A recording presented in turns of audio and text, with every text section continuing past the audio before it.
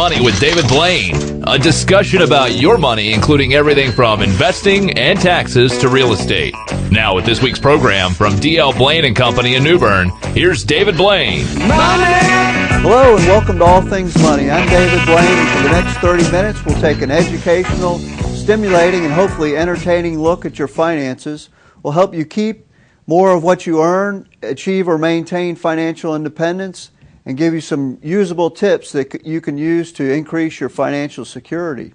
As I always say on the show, it's about you and your money, so if you have any questions or topics you'd like addressed, feel free to give us a call at 633-0107. Of course, that's area code 252-633-0107, or preferably shoot us an email at allthingsmoney@dlblain.com.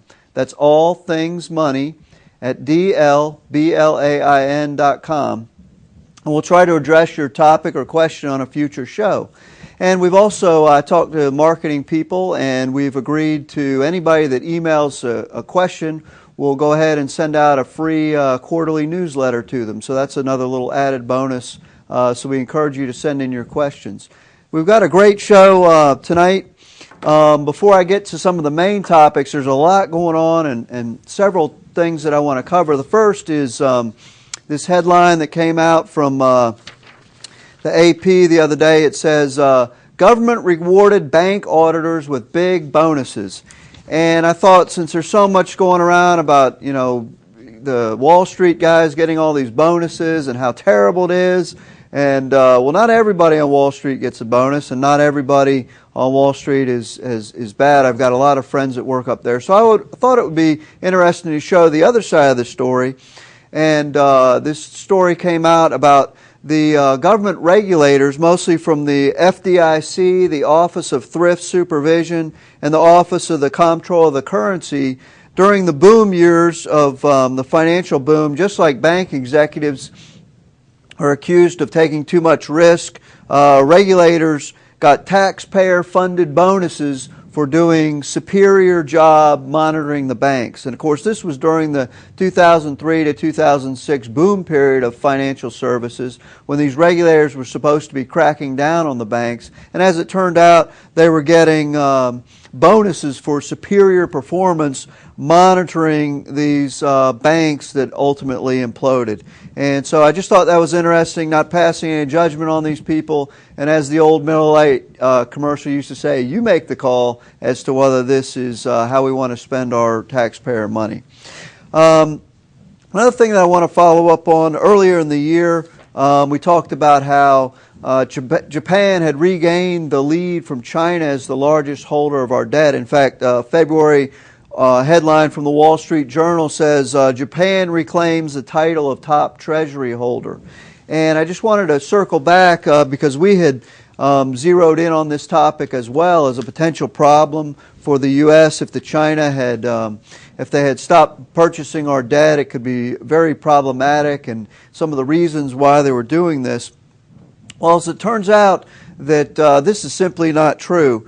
In revised figures released in March, the Treasury Department reported that China's holdings of U.S. Treasuries was $894.8 billion versus Japan's $765.7 billion. And, don't get all wrapped up in the numbers. We've got a graphic for those of you watching on TV. But the important thing to point out is that in the beginning of this year, the purchases by China of U.S. Treasuries had dropped off, and there was a lot of concern about whether they were, continuing to buy the debt. Well, in reality, it turns out that they have not slowed down their purchases of U.S. debt, and this is a significant revision by the Treasury Department. In case you were wondering, some of the other large holders of U.S. debt out there, of course, China 1, Japan's number 2. The oil exporting countries are number 3, which includes Saudi Arabia, Iraq, interestingly enough, our friends in Iran, and Venezuela.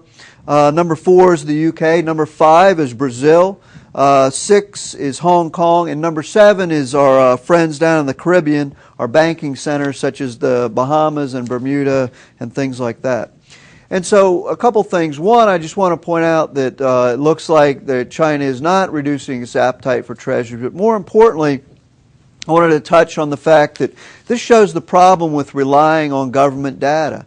In the investment business, a lot of the information that we're trying to make decisions on is based on economics and things like that, and a lot of that data comes from the government.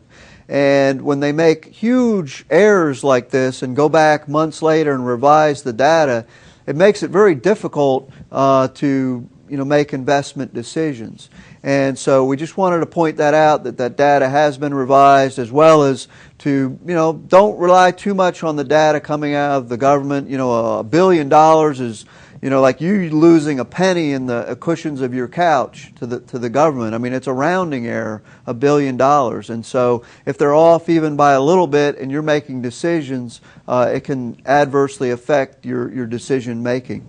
One other thing that I wanted to talk about, there was a great piece in the U.S. News and World Report online, a guy by the name of Rick Newman, and he talks about some false expectations of Americans. And this ties in beautifully with, we started the show last fall talking about the three-legged stool, our new three-legged stool, which consists of personal savings, paper assets, income-producing real estate, and ownership in an operating business, and how the old three-legged stool of retirement was no longer valid. I've also talked about the fallacy of spending a tremendous amount of money on kids' college education to the detriment of your own security, how we have some excellent schools right here in eastern North Carolina. There's no reason to mortgage your future for it. Well, Rick writes this piece and he says, for the past 40 to 50 years, Americans have lived by a series of unofficial tenets. A good education guarantees a good job, hard work will bring prosperity, and 40 years of a 40-hour work week earns a comfortable retirement.